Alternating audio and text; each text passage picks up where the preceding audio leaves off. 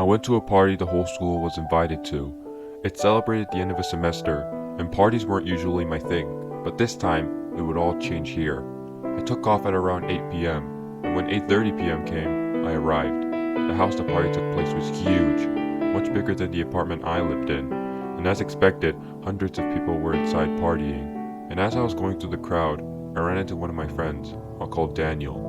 We both started to party it up for hours, and as the hours passed all the way to 2:46 p.m., I started to become really tired, so I started to head for home. I said goodbye to Daniel and started the walk. When I returned home, I went straight to my bed and fell asleep. When I woke up, I noticed something. I didn't hear my alarm from my phone. I patted the dresser next to me, and it wasn't there. I started to panic. My phone had lots of info on it, and the fact that I managed to lose it was very bad. But I calmed myself down after a little. My phone had a password on it. Nobody could even get in. Still, I needed to find it, so I started to retrace my footsteps from yesterday. But everywhere I looked, it wasn't there. I started to think I lost it at the party, so I went back to the huge manor. I asked the owner if they had it, but no luck at all. So I returned home unhappy. But then I remembered, my phone could be tracked from my parents' phone. So I called my dad with my home phone and asked for help. So then he came to my aid. He helped me find it in my apartment to make sure I was right. And I was. So my dad helped open the tracking app my phone was in. And when my phone came up, it showed up in a different side of town. Somewhere that seemed unfamiliar. So me and my dad started to drive towards that area. And when we did, we arrived in a shady looking neighborhood. So my dad reopened the map and we were a few miles away from my phone. So we followed the map until we were literally right next to it. But when we looked around, there was nothing but trees everywhere. Then my dad started to text someone. Then a few moments later, my phone's ringtone could be heard by the right of us. But that didn't even matter, because right when we were about to turn to that direction, 3 men jumped at us. 2 of them were on my dad, and the last one was on me. He tried to stop my breathing, but I realized my nails were very long and sharp, so I stabbed his chest with them. Then his screams could be heard for miles, and as he was screaming, he let go of me, which gave the opportunity to overpower him and help my dad. When we both were free, my dad told me to run for it, but I noticed one of the men drop my phone, so I quickly grabbed it before they could get back up. Me and my dad ran towards the car and booked it out of there. When we got back to my apartment, I checked my phone, and I was right. Nothing was changed at all on it. Then me and my dad started to talk about what just happened, and we came to a logical theory. When I was partying the night before, I must have dropped my phone, and one of or all of those men were there and took it. Then they must have snuck out of the party and went back to that place. But me and my dad were still worried. Those 3 men were still out there. So we called the police and gave them a tip, and told them to look out for a suspicious group of men. And after we gave them a description, they took off. But I still don't know to this day if those men were caught. But I like to think that they were.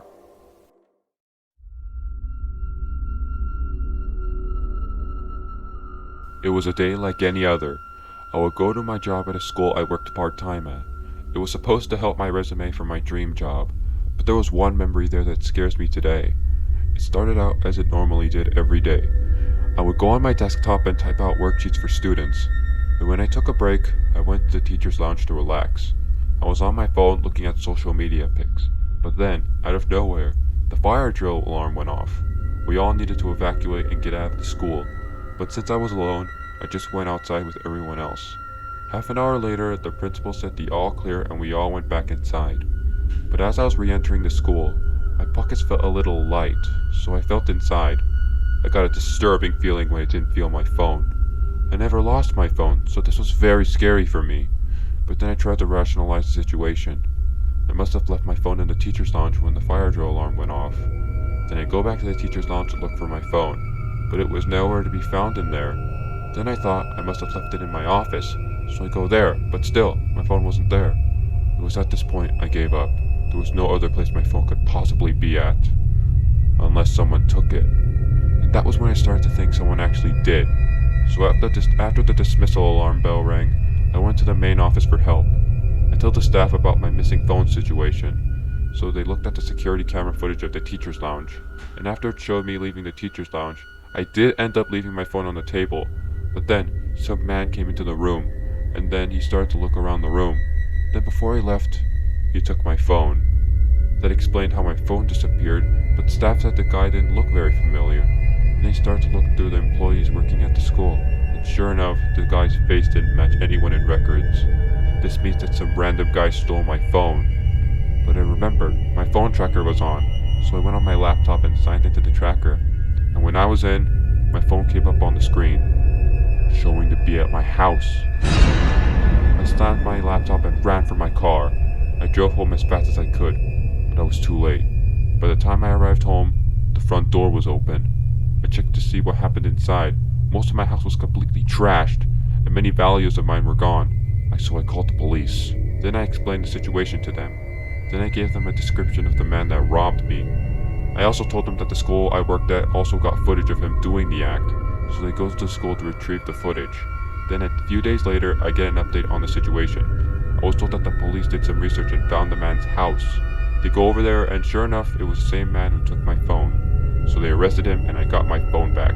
Then the police helped me get my stolen values back, and everything went back to normal, except for the new memory that will forever be in me.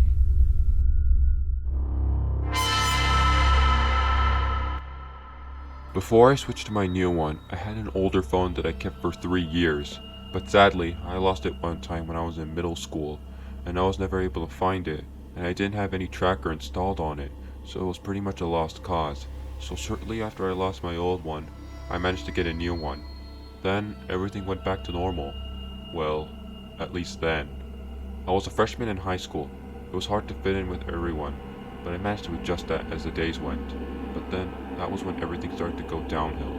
I was doing what I usually did, until I checked my phone on my free time, and I noticed some strange things on it. My social media pictures were changed, and I was tagged as an idiot. Not only that, emails I never read were also read. It was a little strange, but nothing worth panicking over, so I let go for the rest of the day.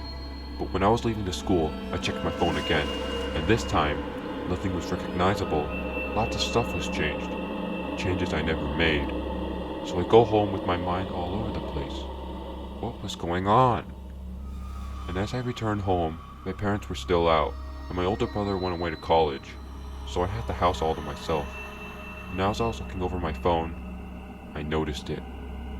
My phone. The one I had lost years ago. It didn't make sense. I lost it so long ago. Why did it appear suddenly out of nowhere? I looked at it and managed to unlock the pin, and when I did, everything now made sense. Everything that changed on my phone was made in there.